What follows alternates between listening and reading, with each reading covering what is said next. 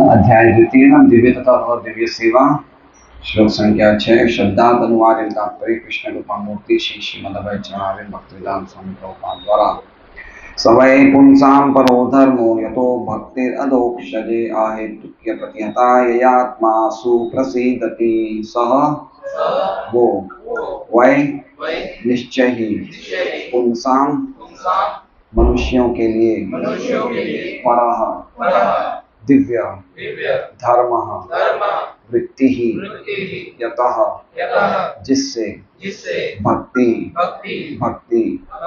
अधोक्षजे श्री भगवान के प्रति अहेतुकी निस्वार्थ अप्रतिहता अखंड यया जिससे आत्मा सुप्रसिद्धति पूर्ण रूप से प्रसन्न होता है। अनुवाद। संपूर्ण मानवता के लिए परम वृत्ति धर्म वही है जिसके द्वारा सभी मनुष्य श्री भगवान की दिव्य प्रेमा भक्ति प्राप्त कर सके। ऐसी भक्ति निस्वार्थ तथा अखंड होनी चाहिए जिससे आत्मा पूर्ण रूप से तुष्ट हो सके। ओम ज्ञानांजनमिरान्धस्य ज्ञानांजनशलाकया चक्षुरुन्मीलितं येन तस्मै श्रीगुरुवे नमः। नाम श्रेष्ठं मनुमपि शचीपुत्रमत्र स्वरूपं रूपं तस्याग्रजमुरुपुरीं माधुरीं गोष्ठवाटीं राधाकुण्डं गिरिवरम् अहोराधिका माधवाशां प्राप्तो यस्य पतितकृपया श्रीगुरुं तं नतोऽस्मि। वंद्यं श्रीगुरोः श्रीयुतपदकमलं श्रीगुरुं वैष्णवांश्च श्रीरूपं सहग्रजातं सैगण्डरघुनाथान्वितं तं सजीवं साद्वैतं सावधूतं परिजनसहितं कृष्णचैतन्यदेवं श्रीराधा कृष्णपादान् सैगण्डललिता श्रीशाखान्वितांश्च गुरु वैष्णव भगवान तीने स्मरणाय विघ्न विनाशनाय स्वयं निजवांछित पूर्ण। हरे कृष्णा कृष्णा कृष्णा हरे हरे हरे राम राम राम हरे हरे। हरे कृष्णा। सभी भक्तों को प्रणाम। श्रीमद् भागवतम क्लास में सबका स्वागत है। तो श्लोकों की श्रृंखला में आज का जो श्लोक है वो अति महत्वपूर्ण है और ये श्लोक काफी जगह श्रील प्रभुपाद ये श्लोक को कोट करते हैं। ये श्लोक एक तरह से देखा जाए तो ये एक वो है बहुत ही स्ट्रॉन्ग हमारे भक्तों के लिए आधार है। ये बताने के लिए कि एकमात्र भक्ति ही परम कार्य है जो जीवात्मा को करना चाहिए। ये भागवतम का एक बहुत ही महत्वपूर्ण श्लोक है। प्रचार की दृष्टि से देखा जाए या आचरण की दृष्टि से देखा जाए या प्रयोजन की दृष्टि से देखा जाए या संबंध की दृष्टि से देखा जाए या फिर अभिधेय की दृष्टि से देखा जाए। तो पिछले श्लोकों ने देखा कि किस प्रकार सूत गोस्वामी शौनकादि ऋषियों को धन्यवाद देते हैं कि आपका जो प्रश्न है वो भगवान कृष्ण से संबंधित है, इसलिए ये आत्मा को पूरी तरह से तुष्ट करने वाला है। तो क्या प्रश्न पूछे थे उन्होंने? 6 प्रश्न पूछे थे। याद है ना? 6 प्रश्न हमने पहले अध्याय में देखे थे। तो आज का जो श्लोक है वो 2 प्रश्नों का उत्तर देता है। पहला प्रश्न और दूसरा प्रश्न। ठीक है। आज का श्लोक मतलब ये 6ठा श्लोक और 7वां श्लोक, दोनों श्लोक पहले प्रश्न और दूसरे प्रश्न के उत्तर हैं। ठीक है। तो पहला प्रश्न क्या था? परम श्रेय क्या है? परम श्रेय क्या है? जीवात्मा का परम श्रेय क्या है? और दूसरा प्रश्न क्या था? शास्त्रों का सार क्या है जिससे कि आत्मा सुप्रसिद्धति, बुद्धि तुष्ट हो जाए, आत्मा तुष्ट हो जाए, ऐसा शास्त्रों का आप अपने निचोड़ के आप सार बताइए। तो ये 2 प्रश्न थे। तो ये 2 प्रश्नों का पहला प्रश्न ये है कि परम श्रेय क्या है। तो ये बता रहे हैं श्लोक में सवै पुंसां परो धर्मो। स मतलब वो ही, वै मतलब निश्चित ही, एकमात्र निश्चित ही, एकमात्र वो ही परो धर्म कहा जाता है। पर श्रेय पूछा गया ना कि परम श्रेय क्या है, तो परम श्रेय के जवाब में क्या दे रहे हैं कि परम धर्म या परम श्रेय दोनों ही समझ लीजिए। परम कल्याण, परम श्रेय और परम धर्म का एक ही मीनिंग बता रहे हैं। क्या है? यतो भक्तिर अधोक्षजे। यतो मतलब जिससे, भक्ति मतलब प्रेमा भक्ति, भक्ति का अर्थ बता रहे हैं प्रेमा भक्ति, और अधोक्षजे का अर्थ क्या है? भगवान, है ना। तो अधोक्षजे शब्द जो है वो कभी भी देवी देवताओं के लिए इस्तेमाल नहीं किया जा सकता, वो खाली भगवान के लिए इस्तेमाल किया जाता है। एक्सक्लूसिवली रिजर्व्ड है वो भगवान के लिए, या तो भगवान विष्णु के लिए, भगवान राम के लिए, भगवान कृष्ण के लिए, भगवान हरि के लिए। अधोक्षज शब्द जो है वो सिर्फ भगवान के लिए है, ना ब्रह्मा जी के लिए है, ना शिव जी के लिए। अलग दूसरे देवताओं की तो बात ही अलग है। क्यों? क्योंकि अधोक्षज का अर्थ ही क्या है? अधो, अक्षर, ज, तीन शब्द इसमें अर्थ हैं। अध, अक्षर और ज, अधोक्षज। ठीक, तो अक्ष का अर्थ क्या है? आंखें। और ज मतलब है, ज मतलब जन्म लेना। तो आंखों को बोलने के द्वारा ये बताना चाहते कि और दूसरी इंद्रियां भी, मतलब आंख, नाक, कान, स्पर्श, जितनी भी हमारी इंद्रियां हैं, और ज मतलब जन्म लेती हैं। तो जो भी हमें जानकारी है, जो भी ज्ञान इंद्रियों के द्वारा मिलता है, वो सब ज्ञान जिस व्यक्ति के बिल्कुल नीचे है, अधः मतलब नीचे, वो अधोक्षज। समझ रहे हैं? मतलब हम अपनी इंद्रियों के ज्ञान के द्वारा भगवान तक नहीं पहुंच सकते, है ना। अक्ष मतलब समझ गए इंद्रियां, और ज मतलब इंद्रियों से उत्पन्न। अभी हम लोग जो भी ज्ञान प्राप्त करते हैं, जैसे स्कूल में गए, कॉलेज में गए, व्यापार में गए, ये कहां से ज्ञान उत्पन्न हो रहा है? इंद्रियों से, है ना। इंद्रियों से तो ज्ञान उत्पन्न हो रहा है ये।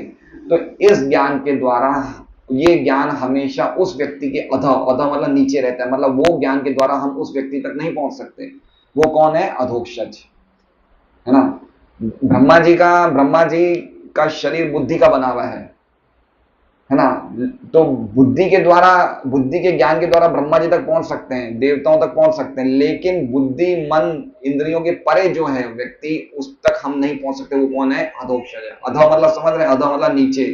तो इंद्रियों से जो द्वारा, इंद्रियों के द्वारा जो ज्ञान प्राप्त होता है वो हमेशा नीचे रहता है। किसके नीचे रहता है? भगवान के। इसलिए उनका नाम है अधोक्षज, है ना। तो हम अपने इंद्रियों के ज्ञान से भगवान तक नहीं पहुंच सकते, इसलिए कहा गया है अधोक्षज। तो सवै पुंसाम परो धर्मो यतो भक्तिर अधोक्षज। तो इसमें दो चीजें बताइए। सबसे पहले क्या है? परो धर्म क्या है? किसके लिए? पुंसाम। पुंसाम मतलब कौन हुए? स्त्री भी हो गए, पुरुष भी हो गए, सभी लोग हो गए, जानवर भी हो गए, सभी लोग, जीवात्मा। मनुष्यों के लिए लिखा है, पर्टिकुलरली मनुष्यों के लिए। मनुष्य में स्त्री भी आ गई, पुरुष भी आ गए, सबके, सभी के लिए एकमात्र वय का मतलब समझ रहे हैं? वय मतलब निश्चय ही, इसके अलावा और कोई दूसरा दूसरा धर्म नहीं है, एकमात्र यही है। और परधर्म का अर्थ क्या है? परधर्म का अर्थ क्या है? कि वो कार्य करना जिससे क्या होता है? यत भक्तिर अधोक्षजे। तो इस एक लाइन में दो भक्तियां हैं, समझ रहे हैं? सवै पुंसाम परो धर्मो, ये हो गई एक भक्ति, और यतो भक्ति अधोक्ष, ये हो गई दूसरी भक्ति। तो पहली भक्ति क्या है? वो है साधन भक्ति। सवै पुंसाम परो धर्मो, सभी मनुष्यों के लिए एकमात्र धर्म क्या है? परो धर्म क्या है? साधन भक्ति। साधन भक्ति किससे शुरू होती है? श्रवण और कीर्तन से। तो हमारे लिए सबसे बड़ा परम धर्म क्या है? साधन भक्ति। भक्ति मतलब जो हम ये श्रवण कर रहे हैं, कीर्तन कर रहे हैं, हरे कृष्णा कृष्णा कृष्णा हरे हरे, हरे राम राम राम हरे हरे, हरि नाम ले रहे हैं, कथा सुन रहे हैं, भागवत सुन रहे हैं, है ना। ये क्या है? ये हमारे लिए परम धर्म है। इससे क्या होगा? इससे क्या होगा? भक्तिर अधोक्षज, इससे भगवान अधोक्षज के प्रति हमारी प्रेमा भक्ति हो जाएगी। तो दो भक्ति हुई नहीं हुई? पहली है, अभी हम कौन सी भक्ति कर रहे हैं? साधन भक्ति। और साधन भक्ति हमारे लिए क्या है? परम श्रेय। प्रश्न क्या था? परम श्रेय क्या है? तो परम श्रेय क्या है? कि परम श्रेय हम सभी पुंसाम, हम सभी मनुष्यों के लिए परम श्रेय क्या है? भगवान की साधन भक्ति में लगना।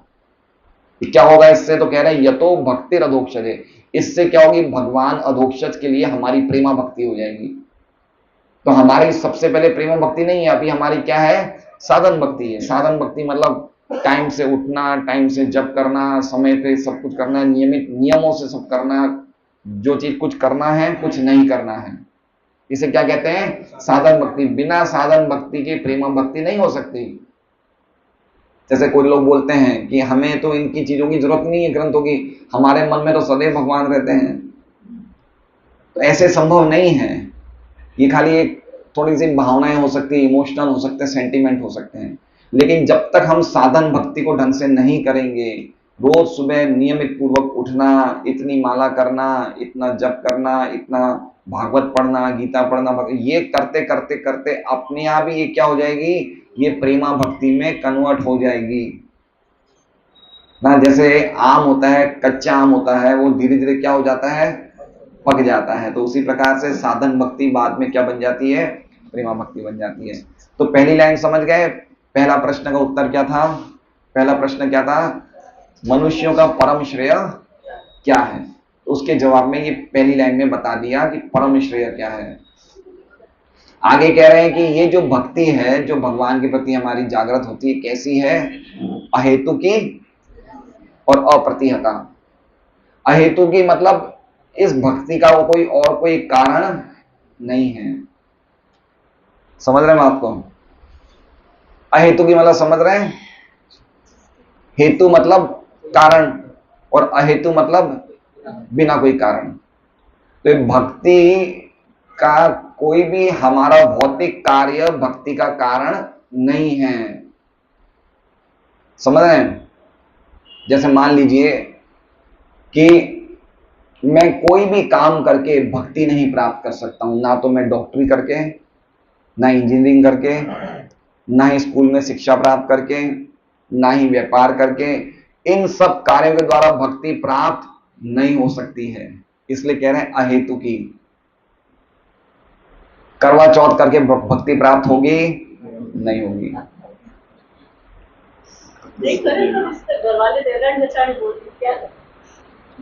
तो हमारा रोग क्या कहेंगे लोग,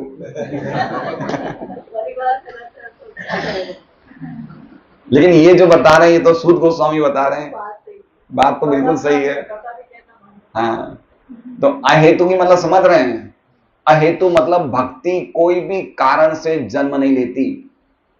कोई भी कारण, हम समझे कि मैं इस खेल कूद में बहुत होशियार हूं तो मैं भक्ति कर लूंगा, नहीं। मैं पढ़ाई में बहुत होशियार हूं तो भक्ति कर लूंगा, नहीं। आपकी होशियारी भक्ति का कारण नहीं है। कोई भी चीज आप इस भौतिक जगत में बड़ी से बड़ी उपलब्धि क्यों नहीं आपने प्राप्त करी, लेकिन वो उपलब्धि प्राप्त करने से आपको भक्ति नहीं कर पाएंगे। समझ रहे हैं भक्ति, अहेतु भक्ति का कारण क्या है फिर, अहेतु, अहेतु मतलब भक्ति का कोई भी भौतिक कारण नहीं। भक्ति का कारण क्या है, भक्ति का कारण भक्ति ही है।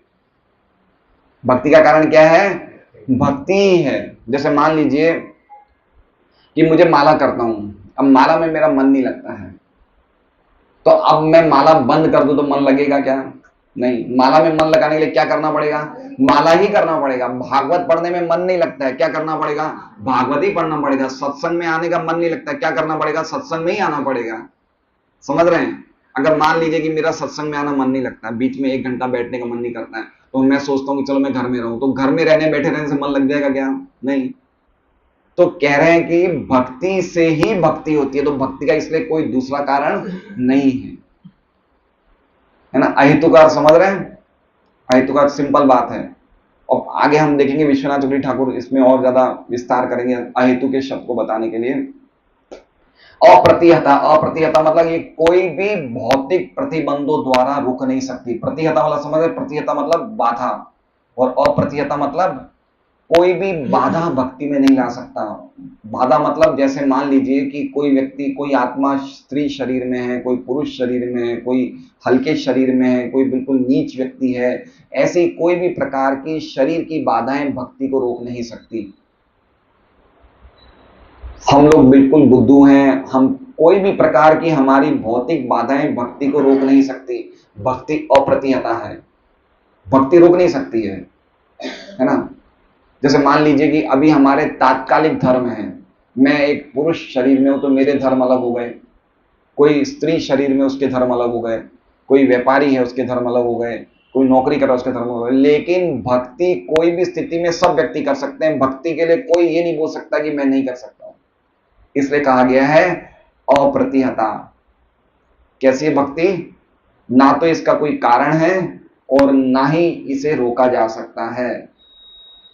इससे क्या होगा? यही आत्मा सुप्रसिद्धति, दूसरा क्वेश्चन का आंसर, कि इससे आत्मा सु मतलब अच्छी तरह से, पूरी तरह से क्या हो जाएगी? पूर्ण रूप से क्या हो जाती है? संतुष्ट हो जाती है।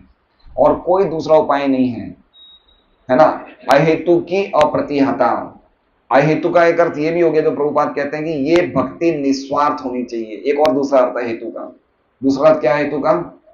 कि हमारी भक्ति करने के पीछे कोई दूसरा हेतु नहीं होना चाहिए। जैसे मान लीजिए कि श्यामा वल्लभी माता जी बोले कि मेरे पति की मैं चाहती हूं उम्र 90 साल हो जाए, तो मैं भक्ति कर रही हूं, तो ये इनकी भक्ति अहेतु की है, हेतु वाली है? हेतु वाली है। तो इनकी ये हेतु वाली भक्ति से इनकी आत्मा सुप्रसन्न नहीं होगी। समझ रहे हैं? जैसे मान लीजिए कि शर्मिला माता जी बोले कि मुझे बहुत अच्छा जमाई मिले, उसके लिए मैं आज से 4 माला करूंगी। माता जी कितनी माला कर रहे हैं? 8 कर रहे हैं क्या? चलो आज से 12 करूंगी। तो अब उनकी भक्ति तो कर रहे हैं वो, लेकिन भक्ति के पीछे क्या हो गया? एक उनका हेतु हो गया। हेतु कैसा है? भौतिक हेतु है। यही आध्यात्मिक हेतु होता तो कि चलो मैं भगवान की प्रसन्नता के लिए करूं, ये भी हेतु है। लेकिन ये कैसा है? ये अहेतु है। क्यों? क्योंकि आध्यात्मिक हेतु है।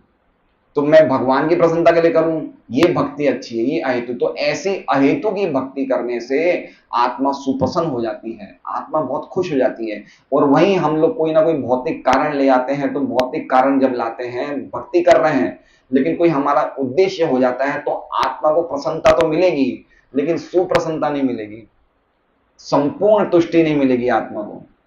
इसलिए कहा गया है कि हमारी आत्मा, हमारी भक्ति अखंड होनी चाहिए, रुकनी नहीं चाहिए, है ना। कोई ना कोई अगर हमारा हेतु होगा तो रुक भी जाएगी, अगर हमारा भौतिक हेतु होगा तो फिर अखंड नहीं रहेगी, रुक जाएगी।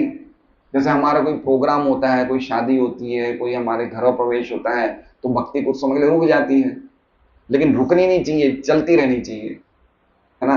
तो ये कब होगा? जब हम लोग निस्वार्थ भक्ति करेंगे, बिना कोई इच्छा के, मतलब खाली एकमात्र इच्छा हो भगवान की प्रीति। ये तो इच्छा रहनी चाहिए। अन्याभिलाषिता शून्यम, अन्य अभिलाषाएं शून्य कर दीजिए, लेकिन एक अभिलाषा होनी चाहिए। क्या? कि आज हम भागवत बोल रहे हैं, किनके लिए कह रहे हैं? भगवान की प्रसन्नता के लिए। ये इच्छा तो होनी चाहिए, है ना।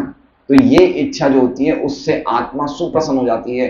व्यक्ति को कितना सुख चाहिए, लोग क्या क्या नहीं कर रहे हैं सुख प्राप्त करने के लिए, लेकिन वो किसके लिए कर रहे हैं? वो अपने लिए चाह रहे हैं। जब हम अपने लिए सुख चाहते हैं तो हमें सुख नहीं मिलता है, लेकिन जब भगवान के लिए सुख चाहते हैं तो सुख मिलता है। जैसे चैतन्य चरित में क्या लिखा है कि आप अगर अपने आप को बहुत अच्छा सजाओगे, मेकअप करोगे, और जब अच्छी तरह मेकअप करने के बाद हम कांच में देखेंगे तो कांच में भी हम सुंदर लगेंगे ना।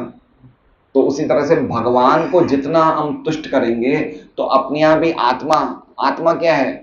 भगवान का रिफ्लेक्शन ही तो है, भगवान के तो अंश है। तो भगवान जितने खुश होते हैं, अपने आप ही आत्मा को प्रसन्नता मिल जाती है। और भगवान किससे खुश होते हैं? अहेतु की और अप्रतिहता, बिना रुकी हुई भक्ति और बिना कोई हेतु की भक्ति से भगवान प्रसन्न होते हैं। तो ये हमारा परम श्रेय है। अब आप समझ लीजिए कि ये सबसे बड़ी ऑथोरिटी मिल रही है कि परम धर्म जीवात्मा क्या क्या है? भगवान की भक्ति करना। इसके अलावा कोई उसका कोई दूसरा कोई उसका कार्य ही नहीं है। ये एक और जगह बताएंगे अभी आगे श्लोक, ये 29वें श्लोक तक पूरी भक्ति की प्रक्रिया बताई जाएगी। ये 2 श्लोक में आंसर दिया गया पहले 2 प्रश्नों का, 6 और 7 में, और उसके बाद 29वें श्लोक तक पूरी भक्ति कैसे करनी चाहिए। क्योंकि जब हमें पता ही नहीं चलेगा भक्ति कैसे करनी चाहिए, क्या करेंगे? तो 29वें श्लोक तक भक्ति का पूरी प्रक्रिया बताई जाएगी। इसलिए सबसे इंपॉर्टेंट है समझना, ये पूरी श्रृंखला 29वें श्लोक तक बहुत ही हमारे लिए महत्वपूर्ण है, और हम हो सके तो हम बराबर इसको अटेंड करें तो बहुत अच्छा रहेगा। तो ये श्लोक का अर्थ है, समझ गए? अभी आप लोग श्लोक का समझ गए? निश्चित रूप से वो ही परम धर्म है। कौन सा परम धर्म है? जिससे कि हमारी भगवान के प्रति प्रेमा भक्ति हो जाए, वो परम धर्म क्या है? साधन भक्ति। और साधन भक्ति किससे शुरू होती है? श्रवण और कीर्तन। तो भगवान के भक्तों के संग में सुनना और बोलना, यही हमारा परम कार्य है, और इसके अलावा और कोई दूसरा कार्य नहीं है। जीवस्य तत्व जिज्ञासा नार्तो यश्च कर्म भी, इसके अलावा हम जो कुछ भी करेंगे हम दुखी होंगे अल्टीमेटली। तो अल्टीमेटली हमें यही करना है। मान लीजिए कि अब हमारा भक्ति में मन नहीं लग रहा है, हम व्यापार में जाते हैं, ड्यूटी पे जाते हैं, नौकरी पे जाते हैं, तो वो करने से मन लग जाएगा क्या? लगेगा मन? नहीं लगेगा। अल्टीमेटली भक्ति ही करनी पड़ेगी। समझ रहे बात को? पॉइंट समझ रहे हैं? लेकिन अब आप कह रहे हो मेरा तो मन व्यापार में लग रहा है, इसलिए फिर समाज को चार ढांचों, चार विभाग में बांट दिया वर्ण के हिसाब से। भाई ठीक है, आप में व्यापार के गुण है तो आप वैश्य बन जाओ, आप में ब्राह्मण के गुण है ब्राह्मण बन जाओ, गुणों के हिसाब से फिर आप रहो और फिर भक्ति करो। लेकिन अल्टीमेटली आना किस पे है? प्रेमा भक्ति पे आना है। अल्टीमेटली भक्ति पे तो आना ही पड़ेगा। ये एक हेल्प करने के लिए हमें वर्ण और आश्रम की जो व्यवस्था है वो हमें अंततः भक्ति तक ले जाने के लिए है। ठीक है, तो ये इस श्लोक का अर्थ है। अब हम विश्वनाथ चंद्र ठाकुर की टीका देखते हैं। विश्वनाथ चंद्र ठाकुर क्या कहते हैं?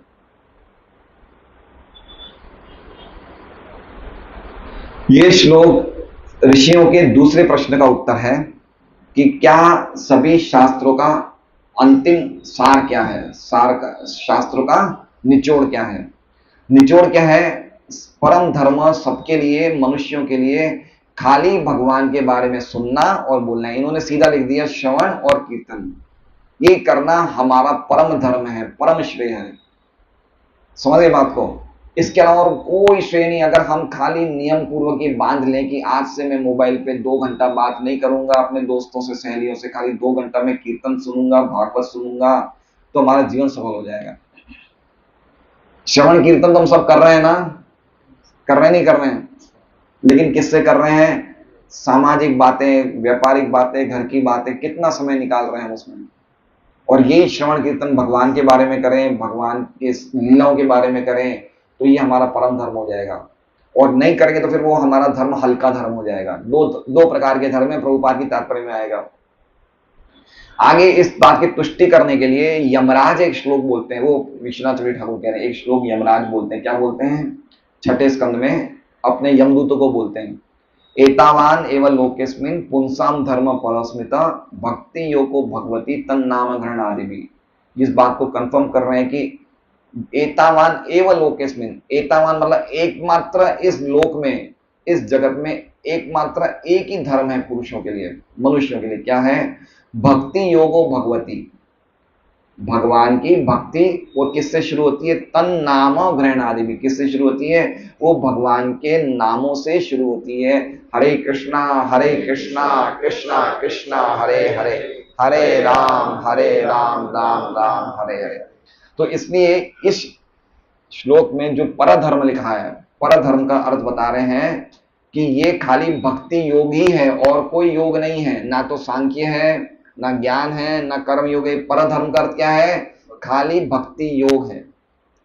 क्यों? क्योंकि इस श्लोक में जो यमराज वाला श्लोक है उससे कंफर्म कर रहे हैं कि उसमें भी परधर्म के बारे में बताया भक्ति योग। तो ये भी जो परम धर्म क्या है, ये भक्ति योग है। ये और कोई दूसरा मार्ग नहीं है।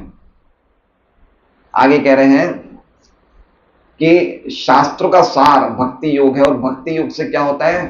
प्रेम भक्ति उत्पन्न हो जाती है। इसलिए इसे कहा गया अहेतुकी।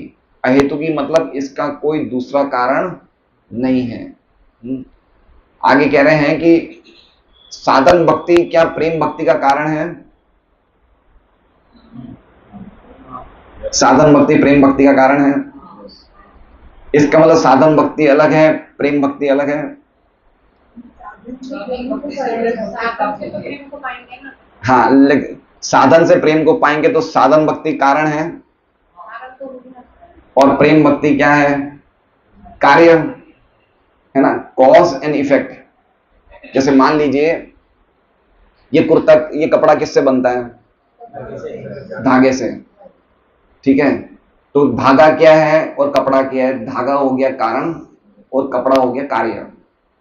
ठीक है, तो धागा और कार्य एक है अलग है? एक है। तो आप मुझे बोलोगे बहुत अच्छा धागा पहना है, बहुत अच्छा कपड़ा पहना है, बहुत अच्छा कपड़ा पहना है ना, तो जब ये धागे से कपड़ा बनता है तो धागा दिखना बंद हो जाता है ना, खाली कपड़ा ही दिखता है। तो जब दो चीजें अलग अलग होती है, कारण और कार्य अलग होता है, तो कारण बंद हो जाता है, कार्य दिखता है। ठीक है। अब आप कह रहे हैं कि साधन भक्ति क्या है? कारण है। और प्रेमा भक्ति क्या है? कार्य है। तो अगर हम प्रेमा भक्ति पे पहुंच जाएंगे तो कारण बंद हो जाएगा। अभी हम क्या कर रहे हैं? हरे कृष्णा हरे कृष्णा। जब प्रेम भक्ति प्राप्त हो जाएंगे तो हम हरे कृष्णा करना बंद कर देंगे, वो भी रहेगा ना। तो साधन भक्ति और प्रेम भक्ति, साधन भक्ति कारण है, प्रेम भक्ति कार्य है क्या? नहीं, एक ही है। बहुत इंपॉर्टेंट बात है। देखिए इतनी जोरदार टीका कह रहे हैं विष्णु ठाकुर, दोनों में अहेतु की अर्थ क्या है कि इस प्रेमा भक्ति का कारण साधन भक्ति नहीं, क्योंकि दोनों एक ही है। जैसे आम का वृक्ष है तो हम आम के वृक्ष को बोलेंगे कच्चे आम का पेड़ है, पक्के आम का पेड़ है, क्या बोलेंगे? आम का पेड़ है, क्योंकि वही कच्चे आम परिपक्व हो जाएंगे। तो उसी प्रकार से साधन भक्ति और प्रेम भक्ति कारण नहीं है। साधन भक्ति प्रेम भक्ति का दोनों एक ही है, लेकिन खाली परिपक्वता का फर्क है। वही साधन भक्ति परिपक्व होकर क्या बन जाएगी? प्रेमा भक्ति हो जाएगी। तो एक कारण एक कार्य ऐसा नहीं है, दोनों एक ही है। जैसे मान लीजिए मिट्टी से घड़ा बनता है ना, तो घड़ा हमें दिखता है तो हम घड़े को बोलते हैं घड़ा लेके आओ, हम बोलते हैं मिट्टी लेके आओ, नहीं, दोनों अलग अलग चीज है। तो उसी प्रकार से प्रेम भक्ति और साधन भक्ति अलग अलग चीज नहीं है। भक्ति से पॉइंट ये कह रहे हैं कि भक्ति का कोई दूसरा कारण नहीं है। समझ गए बात को? भक्ति का और कोई कारण नहीं है। भक्ति का कारण भक्ति है और साधन भक्ति और प्रेम भक्ति एक ही है, खाली उनकी अवस्थाओं में डिफरेंस है, बाकी एक ही है। जैसे एक और उदाहरण दे रहे हैं विश्वनाथ ठाकुर, जैसे एक व्यक्ति बच्चा होता है, फिर बाद में जवान बनता है, बाद में बूढ़ा होता है, तो ये उसकी अवस्थाएं हैं अलग अलग, बाकी व्यक्ति तो एक ही है। तो उसी प्रकार से प्रेम भक्ति साधन भक्ति में कोई फर्क नहीं है, खाली परिपक्वता का अंतर है, बाकी कोई फर्क नहीं है। क्योंकि प्रेम भक्ति प्राप्त करने के बाद भी हम वही काम करेंगे तो एक ही चीज हुई नहीं हुई। ठीक है। जैसे मान लीजिए कि पवन देव प्रभु अभी ट्रेन से जा रहे हैं बीकानेर ना, तो इनका साधन और साध्य क्या हुआ? साधन क्या है और साध्य क्या है? साधन ट्रेन है और साध्य क्या है? बीकानेर। अब ये जैसे बीकानेर पे उतर जाएंगे, ट्रेन को याद करेंगे क्या? नहीं, ट्रेन छूट गई, साधन छूट गया, अब इनके लिए बीकानेर काम है। तो साधन और साधक साध्य अलग हुआ नहीं हुआ? लेकिन भक्ति में प्रेम भक्ति करने के बाद वो चीजें नहीं छूटेगी। भागवत भी पढ़ेंगे, जप भी करेंगे, मंगल आरती भी करेंगे, एकादशी भी करेंगे, सब करेंगे, इसलिए उनमें कोई अंतर नहीं है। इसलिए भक्ति का कारण खाली भक्ति ही है और इसमें कहा गया अहेतु की। ठीक है, आगे देखिए क्या कह रहे हैं। तो भगवान की कृपा नहीं है भक्ति का कारण?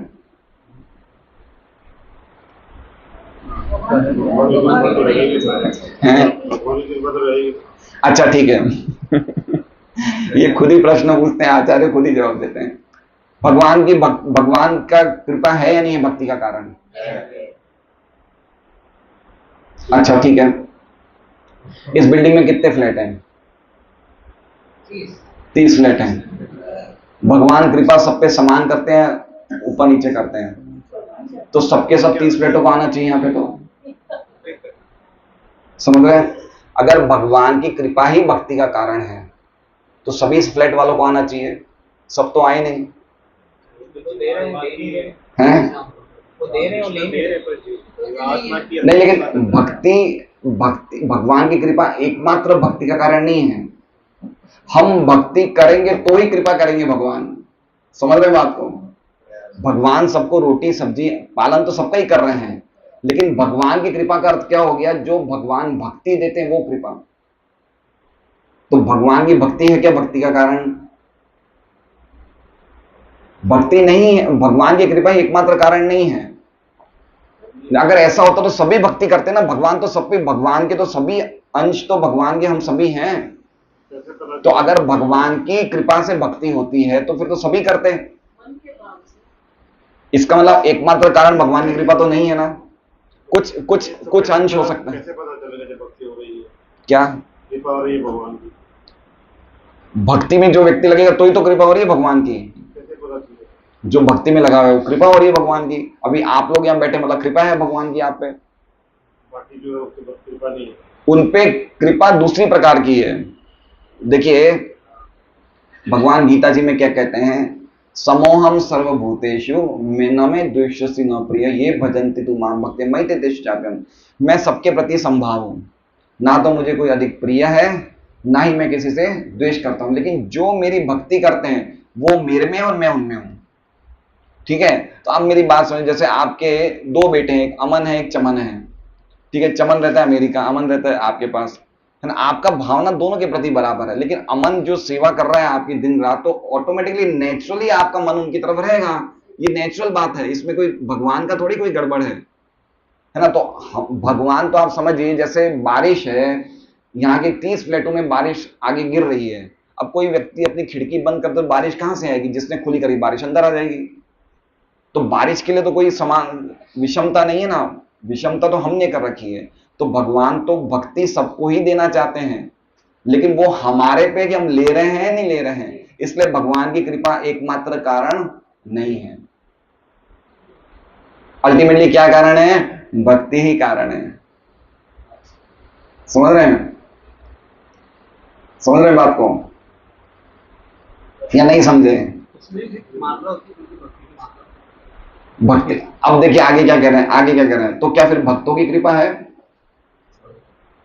क्या साधुओं की कृपा है? ये कारण है भक्ति का? साधुओं की कृपा कारण है भक्ति का? है नहीं है?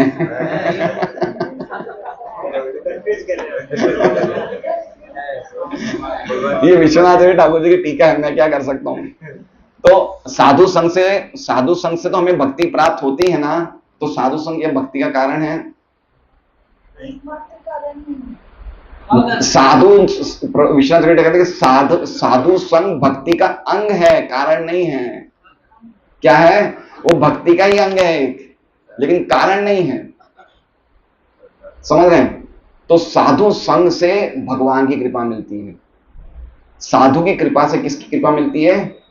जब हम साधुओं का संग करेंगे तो किसकी कृपा मिलेगी? भगवान की कृपा। साधु संग क्या है? साधु संग किसकी कृपा से मिलता है? साधुओं की कृपा से। ठीक है, साधु किस पे कृपा करता है? साधु किस पे कृपा करता है? जो व्यक्ति भक्ति करता है, जो श्रद्धावान होता है। तो अल्टीमेटली कारण क्या है? भक्ति। समझ रहे हैं बात को? देखिए एक बात समझिए, 4 प्रकार के, एक जो मध्यम अधिकारी होता है, जो मध्यम भक्त होता है, 4 काम करता है। कौन से काम करता है? भगवान से प्रेम करता है, और जो अज्ञानी भक्त होते हैं भक्त से मित्रता रखता है, जो अज्ञानी है उस पर कृपा करता है, और जो द्वेषी है उससे दूर रहता है, उसको प्रचार नहीं करता है। ये एक प्रचारक के 4 कार्य हैं। क्या कार्य है प्रचारक के? जो व्यक्ति भगवान का प्रचार करता है उसकी 4 ड्यूटी है। भगवान से करना प्रेम, भक्तों से करना मैत्री, जो व्यक्ति भक्ति नहीं कर रहा है उस पर कृपा करता है कि वो भक्ति में आ जाए, और जो व्यक्ति द्वेषी है, भगवान की भक्ति का विरोधी है, उससे वो बातें नहीं करता है। तो ये किसका काम है? मध्यम भक्त का, प्रचारक भक्त का। ठीक है, तो अल्टीमेटली जब वो प्रचारक भक्त किसी को भक्त बना रहा है, प्रचार कर रहा है, तो भगवान उस पर कृपा करेंगे नहीं करेंगे? करेंगे ना उस पर। तो अल्टीमेटली भगवान की कृपा किस पे आश्रित है? भक्त की कृपा पे। जब तक हम भक्त की कृपा नहीं प्राप्त करेंगे भगवान की कृपा नहीं मिल सकती। भगवान की कृपा भक्त साधुओं की कृपा के पीछे पीछे चलती है। जिस पे साधु ने कृपा करती है उस पे भगवान की कृपा आ जाएगी। हम बोलते नहीं बोलते हैं यस्य प्रसादात् भगवत प्रसादो। ठीक है, लेकिन अब साधु किस पे कृपा करेगा? जिसके हृदय में भक्ति होगी उस पे तो करेगा कृपा। तो अल्टीमेटली भक्तों का संग कब करता है व्यक्ति? जब भक्तों के संग में भी क्या करता है? श्रवण और कीर्तन, कृष्ण कथा। तो अल्टीमेटली भक्ति का कारण क्या है? भक्ति ही है।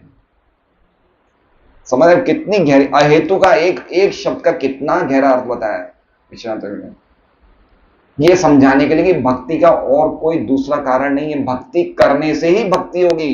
अगर मन नहीं लग रहा है, कुछ भी नहीं कर रहा है, आपको वो ही करना पड़ेगा। कितने भक्त तो हमारे इसलिए ढीले पड़ जाते हैं क्योंकि वो छोड़ते हैं, हमारा मन तो लगने करने, क्या करने फायदा क्या। कुछ भक्त होते हैं जो 5-10 साल भक्ति करते हैं, फिर बाद में उत्साह डाउन हो जाता है। क्यों डाउन हो जाता है? उनको लगता है मन तो लग नहीं, अरे लेकिन आपका मन नहीं लगेगा तो आप छोड़ के जाओगे तो जाओगे कहां? करना तो यही पड़ेगा, नहीं तो ही तो मन लगेगा। इसलिए अल्टीमेटली भक्ति से ही भक्ति करो। जैसे प्रभुपाद से एक जने ने पूछा कि हम हरे कृष्ण महामंत्र अच्छी तरह कर रहे हैं, इसका क्या वो है, रिजल्ट है, इसे कैसे पता चलेगा कि हम अच्छी तरह कर रहे हैं? तो प्रभुपाद ने कहा अगर आप अच्छी तरह हरे कृष्ण महामंत्र हरि नाम करो तो आपका और ज्यादा हरि नाम करोगे, और ज्यादा बढ़ेगा, यही उसका फल है। कैसे पता चलेगा कि हम अच्छी तरह नाम ले रहे हैं? और मन करेगा नाम लेने का। तो उसी प्रकार से भक्ति करने से ही भक्ति मिलती है, और कोई दूसरा उसका उपाय अहेतु और कोई हेतु नहीं है। ये पॉइंट को बार बार जोर देने के लिए अहेतु का शब्द का अर्थ बता रहे हैं। आगे कह रहे हैं कि ये भक्ति किसी के द्वारा रोकी नहीं जा सकती, अप्रतिहता। कोई भी इस भक्ति को रोक नहीं सकता है। तो उसके लिए ठाकुर कह रहे हैं मद गुण श्रुति मात्रेण मई सर्वगुहाशय मनोगतिर अविच्छिन्ना यथा गंगाम वसोबुदो। कि जैसे गंगा जी का जल समुद्र की तरफ तेजी से जाता है, उसी प्रकार से जो मेरी भक्ति है, जब मेरे गुण कोई व्यक्ति सुनता है तो तेजी से मेरी भक्ति चली जाती है। गंगा जी का जल रुकता है क्या? नहीं रुक सकते। उसी प्रकार से जब हम भगवान के गुण सुनेंगे, अच्छी तरह भगवान के गुणों का लीलाओं को पढ़ेंगे, तो हमारी भक्ति इतनी फास्ट हो जाएगी भगवान के लिए कहने की हद नहीं। इसलिए हमें नियमित रूप से गीता जी, भागवत, जितने भी हमारे भक्तिमय ग्रंथ हैं, इन्हें नियमित रूप से पढ़ना चाहिए। इससे हमें भगवान के गुणों का और ज्यादा आभास होगा, और ज्यादा जितने ज्यादा भगवान की महानता को पता चलेगा, उतना ज्यादा हम लोग भक्ति में और तेजी से भगवान की तरफ बढ़ेंगे।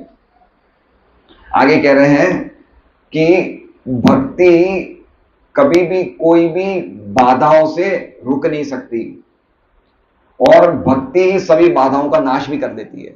क्या कह रहे हैं? भक्ति करने से हमारे जीवन में जो भी रुकावटें आती है सब नाश हो जाती है, और भक्ति कोई भी बाधा से रुक नहीं सकती है।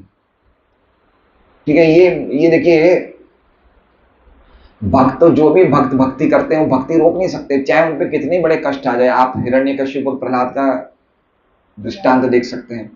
प्रहलाद महाराज पे कितने कष्ट आए, लेकिन उनकी भक्ति रुकी नहीं, है ना। और आगे एक और आता है, हरिदास ठाकुर पे देख लीजिए, उनको कितने कोड़े मारे गए, लेकिन उन्होंने हरे कृष्ण महामंत्र बोलना बंद, क्योंकि वो भक्त का स्वभाव हो जाता है कि वो भगवान के बिना रह ही नहीं सकता है वो। इसलिए वो कब होता है? जब वो ये इस स्टेज पे आ जाता है। कौन सी स्टेज पे? प्रेमा भक्ति की स्टेज पे आ जाता है, तो भक्ति रोक नहीं सकता। और साधन भक्ति की स्टेज पे भी भक्ति नहीं रुक सकती है। क्यों नहीं रुक सकती है? जब वो भक्ति खाली एकमात्र इसी कारण के लिए कर रहा है कि मैं भगवान की प्रीति के लिए कर रहा हूं, तो भक्ति कभी रुक नहीं सकती है। इसलिए सबसे पहले हमारा उद्देश्य जो होना चाहिए वो प्रॉपर होना चाहिए। भक्ति की शुरुआत से हमारा उद्देश्य सही हो जाना चाहिए। हम आए भक्ति में और कोई कारण से, चलिए ठीक है, अब मान लीजिए लक्ष्मी माता जी आए कि मुझे अच्छा फ्लैट बन जाए, इसलिए भक्ति में आ गए, मेरा अच्छा फ्लैट हो जाए 5 रूम का, इसलिए आ गए भक्ति में। अब ये आ तो गए, लेकिन अब आने के बाद इनका हृदय शुद्ध हो जाएगा, तो वो उद्देश्य नहीं रहना चाहिए। जैसे ध्रुव महाराज क्यों आए? अपने दादा जैसा राज्य चाहिए था उन्हें, इसलिए भक्ति करके। लेकिन राज भक्ति करने के बाद उन्होंने क्या बोला कि मैं तो कांच के टुकड़े ढूंढ रहा था, मुझे क्या मिल गए? भगवान के दर्शन करते तो बोले मुझे तो हीरा मिल गया। मेरा कितनी बुद्धि, मतलब ध्रुव महाराज का ऐसा दृष्टांत है। पहले ऐसे भक्त हुए जो भगवान के दर्शन करने के बाद दुखी हुए। दर्शन करने के बाद दुखी हुए। लोग तो दर्शन करने के बाद आनंद में आ जाते हैं, वो दर्शन करने के बाद दुखी हुए। क्यों हुए? तो उनको बड़ा अफसोस हुआ कि मैंने भक्ति उद्देश्य के साथ क्यों की, क्योंकि भगवान इतने कृपालु हैं, भगवान ने उनका उद्देश्य भी पूरा किया, है ना। उन्होंने देखा मैं 36,000 साल तक और यहाँ रहना पड़ा मुझे, मैं तो भगवान के धाम चला जाता। इसलिए पॉइंट ये कि शुरुआत से हमारा मन में कोई उद्देश्य नहीं होना चाहिए, एकमात्र ये रहना चाहिए कि मैं भगवान की प्रीति के लिए, भगवान की प्रसन्नता के लिए भक्ति कर रहा हूं, तो भक्ति लंबी चलेगी। नहीं तो उद्देश्य रखेंगे तो उद्देश्य पूरा हो जाएगा, भक्ति ढीली पड़ जाएगी, है ना। आगे कह रहे हैं कि अप्रतिहता का अर्थ यह भी है कि प्रेम भक्ति कभी भी ज्ञान और कर्म से दूषित नहीं होती है ना। ज्ञान मतलब समझ रहे हैं, व्यक्ति की भगवान से एक होने की इच्छा, इसे क्या कहते हैं? आत्मा का परमात्मा में मिलने की इच्छा, क्या बोलते हैं? ज्ञान। मैं भक्ति क्यों कर रहा हूं? मुझे भगवान से एक होना है। इसे कहते हैं मुक्ति की, मोक्ष प्राप्त करने की इच्छा। और एक है कर्म। कर्म क्या है? मैं इसलिए भक्ति कर रहा हूं कि मुझे स्वर्गलोक मिल जाए या अच्छा जीवन मिल जाए। तो जब कोई शुद्ध भक्ति करता है तो ज्ञान और कर्म उसके मार्ग में रोड़े नहीं है, रुकावटें नहीं कर सकते हैं। लेकिन अगर हमारी भक्ति शुद्ध नहीं होगी तो ये ज्ञान और कर्म हमारे मार्ग में रोड़े आएंगे। हमारे मन में इच्छा होगी कि मैं एक होने के लिए मंत्र, काफी काफी लोग हरे कृष्ण महामंत्र बोलते हैं, लेकिन उनकी इच्छा क्या है? भगवान से एक होना है, जीव और आत्मा, जीवात्मा को परमात्मा से एक होना है। तो वो क्या है? वो भक्ति शुद्ध भक्ति नहीं है, वो अहेतु की भक्ति नहीं है, क्योंकि उसमें हेतु आ गया। क्या हेतु आ गया? मुक्ति प्राप्त करने का हेतु आ गया। इसलिए हमारी भक्ति कैसे होनी चाहिए? न धनम न जनम न सुंदरिम कविता। ना तो मुझे धन चाहिए, ना मुझे वाहवाही चाहिए, ना मुझे अच्छी स्त्री, सुंदर स्त्री चाहिए, ना ही मुझे कोई बहुत बड़ा कोई मेरे अनुयायी होने चाहिए। मम जन्मनि जन्मनीश्वरे, मैं बार बार जन्म मृत्यु के चक्कर से भी छूटना नहीं चाहता हूं, मैं खाली आपकी अहेतु की भक्ति करना चाहता हूं। यही हमारा साधकों का यही एक मन का भाव होना चाहिए। अल्टीमेटली भक्ति किस पे डिपेंड? हमारे मन में क्या भाव है, और मन का भाव शुद्ध होता है भक्ति करने से, है ना। अल्टीमेटली भक्ति ही भक्ति का कारण है। अगर हम ऐसी भक्ति करेंगे तो मन और आत्मा पूर्ण रूप से सुप्रसिद्धति, पूरी तरह से शुद्ध हो जाएंगे। लेकिन अगर हमारे मन में विषय कामनाएं रहेगी और भक्ति करेंगे तो हमारा मन पूरी तरह से शुद्ध नहीं हो जाएगा। अब हम प्रभुपाद का तात्पर्य पढ़ते हैं। तात्पर्य: इस कथन द्वारा श्रील सूत गोस्वामी नैमिषारण्य के ऋषियों के प्रथम प्रश्न का उत्तर देते हैं। ऋषियों ने श्रील सूत जी से अनुरोध किया था कि वे समस्त प्रामाणिक शास्त्रों का सार प्रस्तुत करें, जिससे पतितात्मा या जन सामान्य उसे सरलता से ग्रहण कर सके। ठीक है, तो ये सार बता दिया। ये सार है। क्या सार है? एकमात्र भक्ति करना, और कोई दूसरा सार है ही नहीं। ये अल्टीमेटली सभी शास्त्रों का निचोड़ बता दिया। अब परम धर्म, परोधर्म, ये शब्द है ना, परोधर्म। परोधर्म में प्रभुपाद क्या टीका लिखते हैं, आप ध्यान से सुनिए, बहुत अच्छा लगेगा आपको सुन के और काफी चीजें समझ में आएगी। प्रभुपाद कह रहे हैं कि वेदों में मनुष्य के लिए दो प्रकार के धर्म बताए गए हैं, दो प्रकार की वृत्तियां बताई गई है। वेदों में हम सभी के लिए दो प्रकार की वृत्तियां हैं। एक को कहा है प्रवृत्ति मार्ग, और एक वृत्ति क्या है? प्रवृत्ति मार्ग, है ना। दो मार्ग हैं वेदों के अनुसार हम लोगों को पालन करने के लिए। कितने मार्ग हैं? एक कौन सा मार्ग है? प्रवृत्ति मार्ग। प्रवृत्ति मतलब समझ रहे हैं? प्रवृत्ति मतलब हमें वो मार्ग हमने पसंद, जैसे आप मान लीजिए आपने 12वीं कर ली, आजकल कौन से स्टैंडर्ड के बाद वो पसंद करना पड़ता है? साइंस लेना, कॉमर्स लेना है? अच्छा, हमारे टाइम 12 था, नहीं 10th ही था। तो जैसे मान लीजिए कि व्यक्ति 10th कर देता है, फिर उसके पास अलग अलग स्ट्रीम आती है, कॉमर्स आती है, साइंस आती है। तो जैसे ही मनुष्य जीवन प्राप्त करता है और वेदों का पालन करता है, शास्त्रों की आज्ञा का पालन करता है, तो उसके सामने वेद दो मार्ग देते हैं। ये तो कौन सा मार्ग है? प्रवृत्ति। तो प्रवृत्ति मार्ग का क्या क्या होता है? प्रवृत्ति मतलब प्रवृत्ति में लगना, मतलब इस जगत का भोग भोगना। तो वेदों का एक मार्ग कौन सा है? प्रवृत्ति मार्ग। आप संसार के सुख को भोगो, लेकिन साथ साथ में वेदों के नियमों का भी पालन करो। ठीक है, अब आगे क्या बता रहे हैं? और दूसरा मार्ग क्या है? निवृत्ति मार्ग या त्याग का मार्ग। निवृत्ति मार्ग क्या है? ये मार्ग में आप सब चीजों से निवृत्त हो जाओ। दो मार्ग हुए, कौन से? प्रवृत्ति और दूसरा है निवृत्ति। लेकिन दोनों ही मार्ग में जाओगे तो आपको वेदों का माननी पड़ेगी बात। तो हमारा भक्ति कौन सा मार्ग है? प्रवृत्ति है निवृत्ति है? निवृत्ति है। क्यों? क्योंकि हम संसार से परे जाना चाहते हैं, संसार के सुख भोग में लिप्त नहीं होना चाहते। और प्रवृत्ति मार्ग क्या है? संसार के सुख भोग में लिप्त होना है। तो अभी पूरे जगत के लोग कौन सा मार्ग अपना रहे हैं? सुरेश जी, कोई आंसर है प्रवृत्ति मार्ग के अलावा? हाँ ठीक है, वर्णाश्रम धर्म होता है, लेकिन अभी संसार के लोग कौन सा मार्ग है? प्रवृत्ति है निवृत्ति है? प्रवृत्ति से भी गिरा हुआ मार्ग है, क्योंकि वो एंजॉय कर रहे हैं लेकिन शास्त्रों को नहीं मान रहे हैं। आप समझिए, जैसे मान लीजिए कि अभी आप थाईलैंड चले गए 3 nights 2 days दिवाली छुट्टियों में, तो प्रवृत्ति मार्ग नहीं, तो पाप है ये तो। आप समझ रहे हैं? आप पिक्चर चले गए, होटल का खाली, कहां प्रवृत्ति मार्ग है? ये तो आप पाप कर रहे हो। प्रवृत्ति मार्ग क्या है कि आप दुनिया के सुख भोग भोगो, लेकिन धर्म के सर्कल में, धर्म के नेटवर्क में। तो ये जो कर रहे हैं तो बहुत खतरनाक सभ्यता जा रही है, जो इस रास्ते पे जा रही है, वो तो भगवान की बातों को मानने को ही तैयार नहीं है। कोई होटल जा रहा है, कोई सिनेमा जा रहा है, कोई घूमने जा रहा है, कोई बीड़ी पी रहा है, कोई तंबाकू खा रहा है, कोई पान गुटखा खा रहा है, ये थोड़ी प्रवृत्ति मार्ग है। प्रवृत्ति मार्ग का मतलब कि आप संसार का सुख भोगो, लेकिन शास्त्र को मान के, ठीक है। इस तरह से, जैसे मान लो आपको कोई घर में कोई आपके बच्चे की इच्छा है, तो आप बच्चों के लिए यज्ञ करवाओ, अनुष्ठान कराओ। बच्चा चाहते हो, लड़का चाहते हो, पुत्र रत्न की प्राप्ति के लिए कोई अनुष्ठान करवाओ, विवाह हो जाए, विवाह के लिए कोई पूजा पाठ कराओ। इसे कहते हैं प्रवृत्ति मार्ग। संसार के सुख चाहिए, विवाह करना है, बच्चा चाहिए, धन चाहिए, धन चाहिए, धन नहीं मिल रहा तो कुछ आप यज्ञ कराओ धन प्राप्ति के लिए, इसे कहते हैं प्रवृत्ति मार्ग। लेकिन उल्टे सीधे काम करके जगत का भोग भोगना, वो प्रवृत्ति मार्ग नहीं है, वो तो और गिरा हुआ मार्ग है। तो अभी जगत के लोग अब बताइए प्रवृत्ति मार्ग में कौन से मार्ग में है? प्रवृत्ति मार्ग है ही, खत्म ही हो गया भाई। लोग तो मन माने ढंग से जी रहे हैं, कोई उनका जीवन का वो ही नहीं है, बिल्कुल ही दूषित पर्पस हो गया ये। भोग का मार्ग निकृष्ट है और परम कारण के हेतु निवृत्ति का मार्ग श्रेष्ठ है। तो दो मार्ग है, प्रवृत्ति और निवृत्ति। तो प्रवृत्ति क्या है, वो मार्ग क्या है, हल्का है, और निवृत्ति मार्ग क्या है, वो ऊंचा है। क्यों? क्योंकि वो हमें सबसे ऊंचाई पे ले जाएगा, ठीक है। तो ये जो परम धर्म है, ये कौन सा है, ये निवृत्ति मार्ग है। ये भक्ति का प्रभुपाद बताना चाहते हैं। ऐसा नहीं समझना है जैसे मान लीजिए करवा चौथ है, ये कौन सा मार्ग है, ये प्रवृत्ति मार्ग है। ये हम अपने पति की उम्र लंबी चाहते हैं, ये कौन सा मार्ग है, ये प्रवृत्ति मार्ग है। तो ये सब श्राद्ध क्रिया करना, विवाह यज्ञ, ये सब कौन से मार्ग है, ये सब प्रवृत्ति मार्ग है। ये सब हम धर्म का पालन कर रहे हैं, लेकिन हमारी इच्छाएं हैं। निवृत्ति मार्ग में क्या है, हमारी कोई इच्छा नहीं, खाली भगवान को प्राप्त करना है, बस। ये निवृत्ति मार्ग है, ठीक है। तो अल्टीमेटली सबसे ऊंचा रास्ता कौन सा है, वो निवृत्ति मार्ग है। क्योंकि आगे जाके प्रवृत्ति मार्ग में आप कितनी बार जाओगे, अल्टीमेटली आपको निवृत्ति मार्ग पे आना ही पड़ेगा। कैसे आना पड़ेगा, प्रभुपाद आगे बता रहे हैं। जीव का भौतिक जीवन एक प्रकार से वास्तविक जीवन की रुग्ण अवस्था है। रुग्ण मतलब समझ रहे हैं, रुग्ण मतलब बीमारी वाली अवस्था।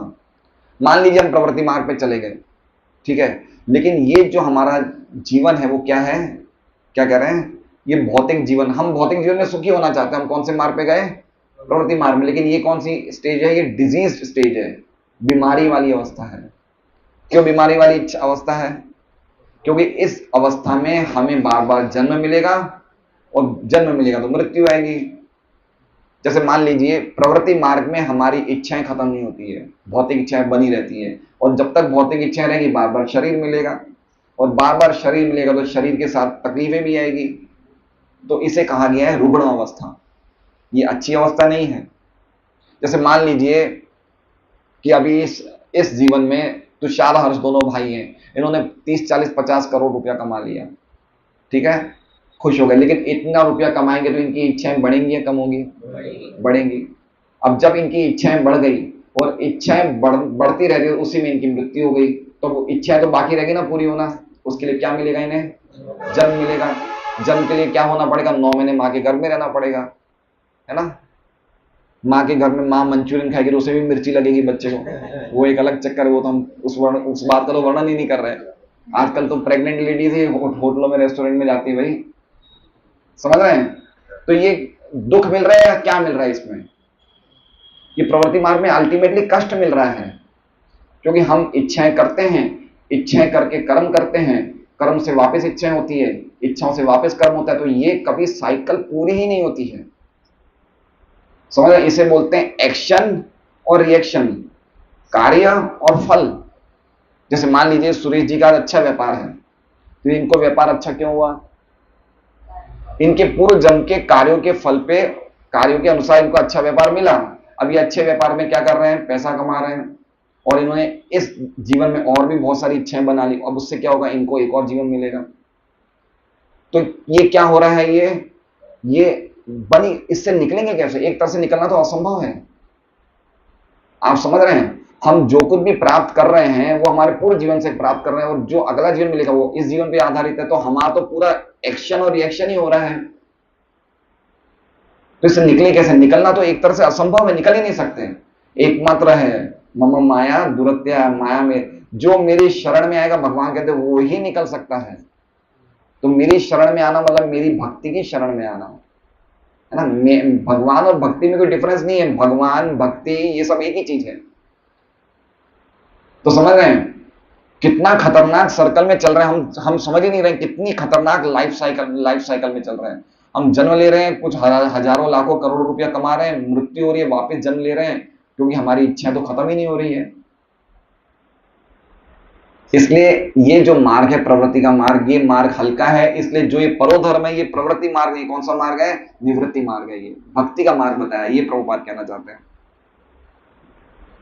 वास्तविक जीवन तो ब्रह्मभूत अवस्था, श्रीमद् भागवतम 4.30.20, अर्थात आध्यात्मिक अस्तित्व है जहां जीवन सनातन आनंदमय तथा ज्ञान से परिपूर्ण है। तो निवृत्ति मार्ग से हमें जो जीवन मिलेगा वो कैसा मिलेगा? सनातन, आनंद में और ज्ञान में। और प्रवृत्ति मार्ग से क्या जीवन मिलेगा? भौतिक जीवन नश्वर, मोहमय, कष्टमय है। प्रवृत्ति मार्ग में जाने से हम कभी भी अज्ञान में नहीं आ सकते, मोह में रहेंगे और कष्ट मिलते रहेंगे। कष्ट मतलब बार बार जन्म मृत्यु मिलती रहेगी। और नश्वर है, बार बार एक जीवन खत्म होगा, वापस दूसरा जीवन मिलेगा। अब हमें पता नहीं क्या मिलेगा। वैसे एक्चुअली में जो कर्म कांड का सर्कल है वो कैसा है मैं बता देता हूं। मान लीजिए हमने पुण्य करे, हमें स्वर्ग मिल गया, ठीक है। स्वर्ग मिलने के बाद हम वापस जब इस जगत में आते तो क्या मिलेगा? हमें क्या मिलेगा? हैं? सुचिनाम श्रीमताम, ये उनके लिए जो भक्ति करे हुए हैं। आप खाली आप पुण्यों के कर्म कांड के सहारे अगर आप स्वर्ग जाते हो तो फिर आपको वापस डायरेक्टली अच्छे घरों में जन्म नहीं मिलेगा, आप वापस स्थावर योनियों में जाओगे। स्थावर योनि मतलब ये जितने ये वृक्ष जो हिलते नहीं हैं, फिर आएंगे आप जलचर, फिर आओगे आप कृमि, फिर पक्षी, फिर पशु, उसके बाद 4 लाख योनियां मनुष्य। ये पूरा सर्कल है। फिर वापस मनुष्य योनियों में बहुत ऊंची योनि मिलेगी जब भारत में जन्म मिलेगा। ये पूरा सर्कल है। कितना बड़ा प्रॉब्लम है। हम ये हरे कृष्ण महामंत्र मुंह से ले रहे हैं, हमने कितने जन्मों तक प्रतीक्षा करी तो मुंह से निकल रहा है। अगर आप अभी रेलवे स्टेशन पे टिकट बनाने जाओ, 50 लोग लाइन में होंगे, आपको कितना दुख होगा कि मेरा 2 घंटे बाद नंबर आएगा। अभी टिकटों का लाइन लग रही है, अभी दिवाली की टिकटें बन रही है अभी समझ रहे हैं, शादियों की टिकट बन रही है। तो हमने कितने जन्म प्रतीक्षा करी, जो कहीं जाके मुंह से हरे कृष्णा मंत्र निकल रहा है या हम यहाँ बैठे हैं। ये ऐसा मत समझना अचानक हो गया है, ये भगवान की बहुत विशेष कृपा है ये। लेकिन हम खाली इसको मिसयूज कर रहे हैं, इसको और ज्यादा हम प्रॉपरली सदुपयोग नहीं कर रहे हैं, इसलिए हम लोग ढीले पड़ जाते हैं या भक्ति रोक देते हैं। तो ये कह रहे हैं आगे कि यहाँ ये इसमें सुख तो है ही नहीं। भौतिक जीवन नश्वर है, मोहमय है तथा कष्टमय है। 3 चीजें बताइए, क्या है? नश्वर है ना। अब कोई व्यक्ति 60-70 साल का हो जाता है, उसके जीवन में कष्ट ही रहते हैं। बताइए बुढ़ापे में कहाँ सुख है ना। भक्ति विनोद ठाकुर कहते हैं कि अब ये बुढ़ापा आ गया, मेरे सब सुख चले गए। नहीं है सुख, बहुत कष्ट है कष्टमय है, नश्वर है, मृत्यु आएगी फिर वापस जन्म हो जाएगा। और इसमें कहीं भी ज्ञान नहीं है। चीजें मिल रही है, हमें धन मिल रहा है, सुविधाएं मिल रही है, अच्छी गाड़ी मिल रही है, लेकिन ज्ञान नहीं मिल रहा है, अंधकार में है। इसमें तो सुख है ही नहीं। यहां केवल कष्टों से छुटकारा का व्यर्थ प्रयास मात्र है, और कष्टों का क्षणिक नाश मिथ्या सुख कहलाता है। समझ रहे हैं? कष्टों का नाश हम क्या समझते हैं? सुख समझते हैं। जैसे मान लीजिए कि गौर दानपुर के एक व्यापारी में 10 लाख रुपए डूब गए, 4 साल बाद इनको 10 लाख रुपए मिल गए, ये बड़े सुखी हो रहे हैं। लेकिन इनको हुआ क्या? सुख क्या है? वो तो कष्टों का नाश हो गई तो सुख है। जो उनकी रकम डूबी वो मिल गई, ये सुख थोड़ी है ये। समझ रहे हैं? ये सुख नहीं है, ये तो उन्हें जो रकम मिली डूबी थी वो मिल गई। तो प्रभुपाद कह रहे हैं कि जो हमारे कष्टों का नाश होता है उसको ही हम सुख समझते हैं। असली सुख तो हमें मिला ही नहीं है। पृथु महाराज रूप गोस्वामी कहते हैं कि मुझे लाखों कान क्यों नहीं मिले जो मैं आपका नाम लूं तो मेरे लाखों कान सुने। लाखों जीवों से मैं आपका नाम, मुझे एक जीवन, वो आनंद है भगवान की भक्ति में। हमारे ये बाल खड़े हो जाए, आंखों में से आंसू निकले, और ज्यादा भक्ति करने, वो असली आनंद है। ना कि हमारे छोटे, अब मान लीजिए मैं पहले 2 रूम के फ्लैट में रहता था, अब मैं 5 रूम, तो ये कोई सुख थोड़ी है। ऊपर से और सुख और तकलीफ बढ़ जाएगी, काम वाली नहीं और टेंशन में आ जाएंगे। पहले 2 रूम में हम खुद तो सफाई कर लेते थे, है ना। ये बहुत बड़ा, नए घरों में सबसे बड़ा चक्कर ही है ना। हमारी पूरी भक्ति में हमारा चेहरा लटक जाता है जिस दिन सुबह काम वाली का फोन आता है कि आज मैं नहीं आ पाऊंगी।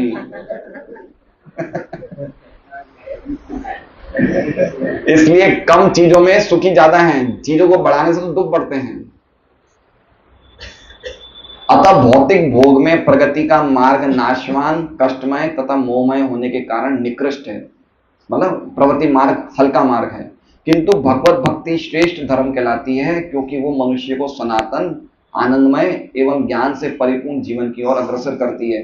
अब देखिए, भगवान की भक्ति करी है, अब जैसे मान लीजिए सुरेश जी ने इस जीवन में 20% भक्ति कर ली, अब इन्होंने शरीर छोड़ दिया, तो इनकी 20% भक्ति क्या है, इसको कोई भी प्रतिहता, कोई रोक नहीं सकता है। समझ रहे हैं? ये इनकी कोई भी ये 20% भक्ति पे मतलब खत्म नहीं हो सकती, ये हमेशा रहेगी इनकी। और अगले जीवन में इन्हें वापस मनुष्य जीवन का वापस इनकी 21% भक्ति से शुरू हो जाएगी। तो भक्ति क्या है, आप जितनी भी कर लो ना, ये आपकी ज्ञान देने वाली है, आपका अज्ञानता दूर करने वाली है, इसलिए ये हमेशा रहती है, ये कभी नष्ट नहीं होती है। जब इसमें निकृष्ट गुण मिल जाते हैं तो ये कभी कभी दूषित हो जाती है। निकृष्ट गुण मतलब समझ रहे हैं, जब हम भक्ति कोई इच्छा से करते हैं तो भक्ति दूषित हो जाती है, वही बात। इसलिए हमें निस्वार्थ भक्ति करनी चाहिए। किंतु भगवत भक्ति श्रेष्ठ धर्म कहलाती है, क्योंकि उदाहरण भौतिक लाभ के लिए की गई भक्ति में सेवा प्रगतिशील निवृत्ति मार्ग में निश्चित रूप से बाधक है। निवृत्ति मार्ग में हम चले तो हैं, लेकिन कुछ भक्ति करने के बाद हमारे मन में इच्छा आ जाती है, भाई ये हमारा काम हो जाए, काम, तो वो नहीं होना चाहिए। उद्देश्य, भौतिक उद्देश्य के बिना ही हमें भक्ति करनी चाहिए। इस रुग्ण जीवन को भोगने की अपेक्षा परम कल्याण के लिए संन्यास या सर्व त्याग श्रेष्ठतर वृत्ति है। मतलब पॉइंट ये कहने का है कि इसी जीवन में हम पूरी तरह से निकलने का प्रयास करें, यहां तक कि अगर संन्यास भी लेना पड़े तो भी कोई दिक्कत नहीं, लेकिन इसी जीवन में निकल जाओ। बहुत कष्ट है, देखिए आप, अगला जीवन मिलना कितना कष्ट है। लोग इतनी छोटी सी बात हम नहीं समझते हैं। वापस हम माँ के गर्भ में जाएंगे, वो माँ वापस मनुष्य हुई नहीं, पता नहीं, कुतिया भी तो हो सकती है, ऊँटनी भी हो सकती है, किसी के गर्भ में जा सकते हैं हम। तो हम कितने अपने आप को बड़े रिस्क में डाल रहे हैं, कितने बड़े रिस्क में डाल रहे हैं। जैसे कभी कभी हम रेलवे स्टेशन, ट्रेन लेट हो जाते हैं, भागते भागते जाते हैं और 2 मिनट पहले ट्रेन चली जाती है, कितना अफसोस होता है। अरे टाइम पे आता तो मैं ट्रेन मिल जाती मुझे। तो उसी प्रकार से अगर हम भक्ति नहीं करेंगे तो कितना ज्यादा हम लोग अपने लिए एक बिल्कुल रिस्क, बिल्कुल अंधेरा फ्यूचर बना रहे हैं, अंधेरा भविष्य बना रहे हैं। ऐसे भोग से केवल रोग के लक्षण बढ़ते हैं और उसकी अवधि भी बढ़ जाती है। अतः भगवत भक्ति शुद्ध होनी चाहिए, ये अहेतु पे बता रहे हैं प्रभुपाद।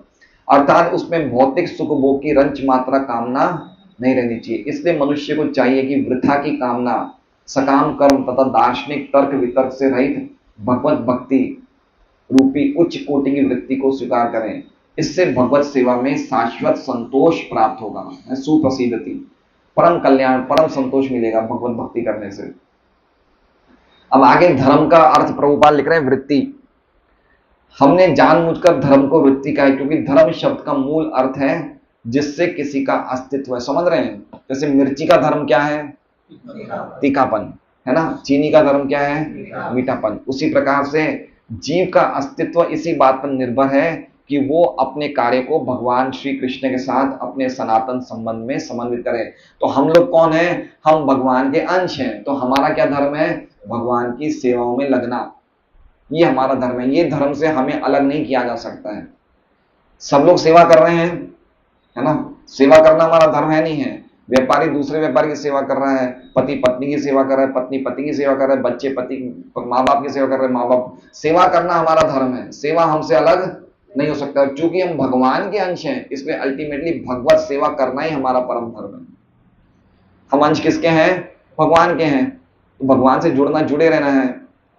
ठीक है, जैसे मान लीजिए कि ये पंखे का बटन मैंने हाथ से बंद किया, तो यह पंखे का बटन कौन बंद कर रहा है? मैं बंद कर रहा हूं। किसके द्वारा? हाथ के द्वारा। हाथ क्या है? मेरा अंश है। हाथ कब सुखी होगा? जब शरीर का काम करेगा। ठीक है, तो आत्मा कब सुखी होगी? जब भगवान के द्वारा काम में लग जाए। वो अल्टीमेटली करने वाले भगवान हैं, लेकिन आत्मा को तो भगवान के कामों में लगना है। भगवान गीता जी में कह रहे हैं ना कि ये सब तो मेरे द्वारा मारे गए हैं, तुम तो निमित्त बन जाओ। तो भक्ति में लगने से भगवान ही करता है, लेकिन हमें खाली लगना है। हमें लगना है तो कहा जाएगा कि अंश को अंशी की सेवा में लगना है।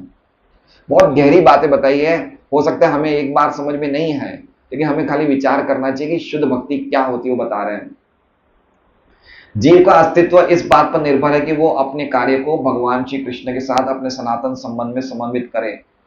समन्वित करे मतलब समझ रहे हैं? जैसे मान लीजिए कि सुरेश जी ने एक साल में 10 लाख रुपए कमाए, है ना, इन्होंने अपनी बुद्धि से कमाए, व्यापार से कमाए, सब कमाए, लेकिन अब इनको समन्वित कैसे करना है? 10 लाख में से अगर इन्होंने 2 लाख कोई भगवान की सेवा में लगा दिए, मंदिर में लगा दिए, तो इनका क्या हो गया? ये भगवान से जुड़ गए। ये कैसे जुड़े? कर्मयोग के द्वारा। किससे जुड़े? इन्होंने अपने कर्म के फल को योग में, भगवान में जोड़ दिया। इसे कहते हैं कृष्ण से समन्वित करना। कोई बहुत बड़ा समाज सेविका है, वो समाज सेविका में उसकी बहुत बड़ी पहचान है, तो समाज के लोगों को क्या बोल सकते हैं? भगवान की भक्ति करो। तो हम जिस स्थिति में हैं, हम जिस परिवेश में हैं, जिस संबंध में हैं, अपने कार्य को भगवान से समन्वित कर देना, समन्वय कर लेना है। जरूरी नहीं है कि मुझे अपना कामकाज छोड़ना है, लेकिन उसको भगवान से जोड़ देना है। जैसे मान लीजिए शरीन जी आते पीएनबी में है ना, पीएनबी में, तो पीएनबी में ये अपना काम कर रहे हैं, लेकिन ये हरे कृष्ण महामंत्र का स्टिकर रख सकते हैं, इनका कस्टमर है, आप हरे कृष्ण बोलो। तो बैंक में रहते रहते भी ये भगवान की सेवा में लग गया। तो पॉइंट ये कहने का अर्थ है कि कैसे ना कैसे आत्मा तभी सुखी होगी जब अपने कार्य को भगवान से जोड़ेगी। किसी को सुबह न्यूज़पेपर पढ़ने का इच्छा है तो आप गीता पढ़ लो, पढ़ने की काम तो रुका नहीं ना, भगवान से जोड़ लो। किसी को जैसे मान लीजिए कि देवकन्या आंटी को अपनी सहेलियों को फोन करने की बहुत इच्छा करती है, तो क्या बात करें, आप लोग कत्ती माला कर रहे हो थे, बताओ सुबह कितने बजे उठ रहे हो, तो इनके फोन तो किया ना इन्होंने, बातें भी करी ना, लेकिन बातों का विषय भगवान से जोड़ दिया इन्होंने। तो भक्ति योग का अर्थ ही यह है कि हम जिस स्थिति में रहें, लेकिन अपने कार्य को भगवान से जोड़ दें। नहीं, बहुत बड़ी सेवा है। रूप गोस्वामी ने बोलते हैं यही युक्त वैराग्य है कि आप घर में परिवार में रहते हो, कैसे हर चीजों को भगवान से जोड़ो।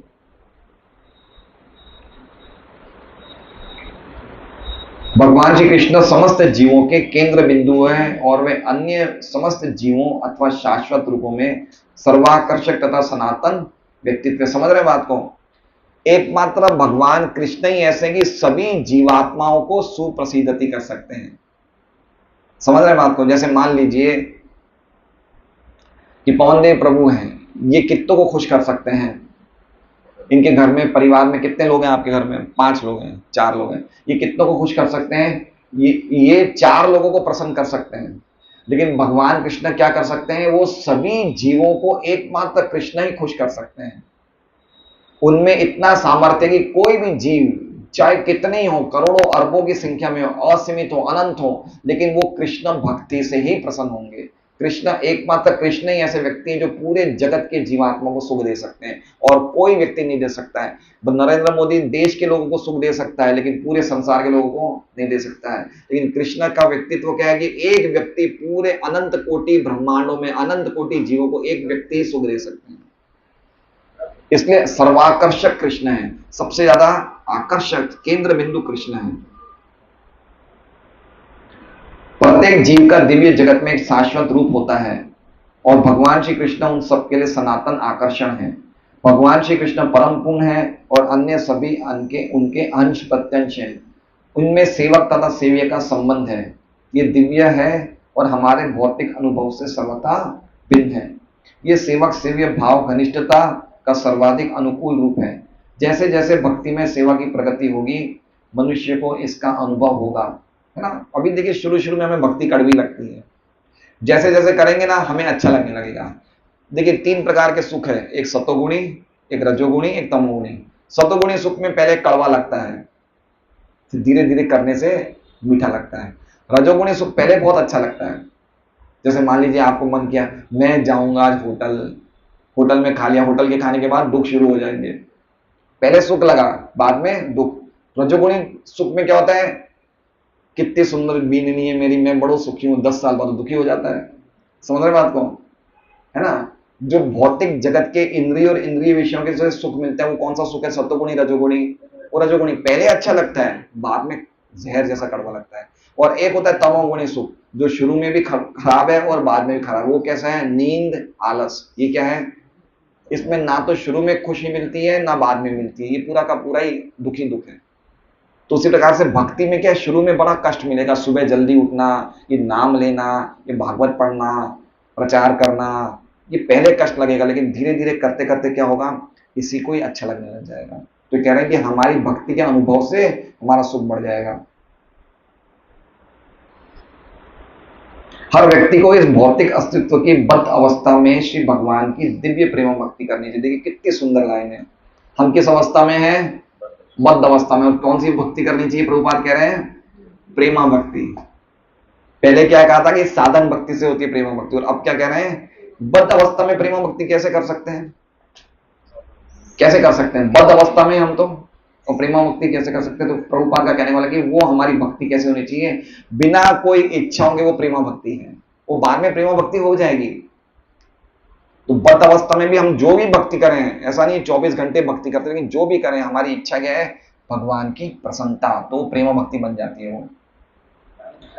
इससे मनुष्य को, बस हो रहा है पापा जी, इससे मनुष्य को क्रमशः वास्तविक जीवन का संकेत प्राप्त हो सकेगा और पूर्ण तुष्टि का आनंद मिलेगा। तो ऐसी भक्ति करने से हमें पूर्ण सुख जो हम चाहिए वो हमें प्राप्त होगा। हरे कृष्णा। श्रीमद् भागवतम की जय।